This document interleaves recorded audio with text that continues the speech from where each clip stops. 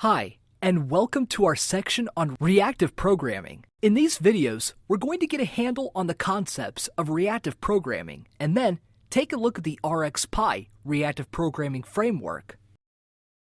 In this video, we'll work on solidifying our conceptual understanding of reactive programming. There are a lot of different and valid ways that I could define reactive programming. It's a matter of perspective and focus which of them is the best definition. We're going to cover several in this video. Perhaps the most fundamental definition of reactive programming, at least in terms of what we need to think about to implement a reactive programming system, is that it's a publish-subscribe model of event handling.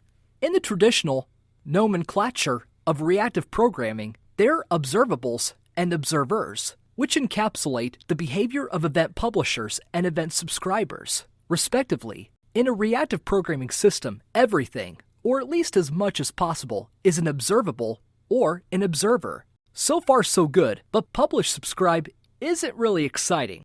Reactive programming comes into its own when we recognize that an observable is conceptually very similar to a list, which means functional programming tools such as map and reduce have powerful analogies, analogs, that apply to observables. And so, our second definition of reactive programming is that it's event-driven functional programming.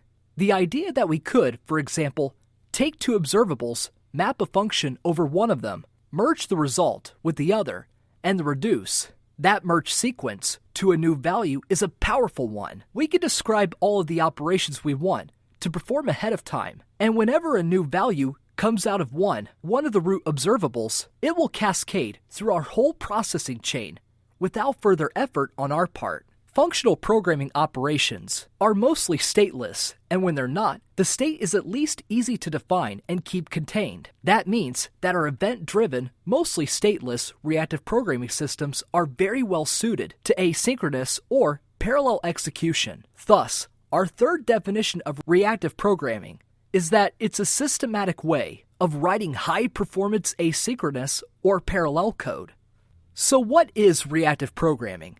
It's an event-driven paradigm in which event sources can have functional operators applied to them to create new event sources, which is desirable because it results in programs that work well in asynchronous or parallel execution environments.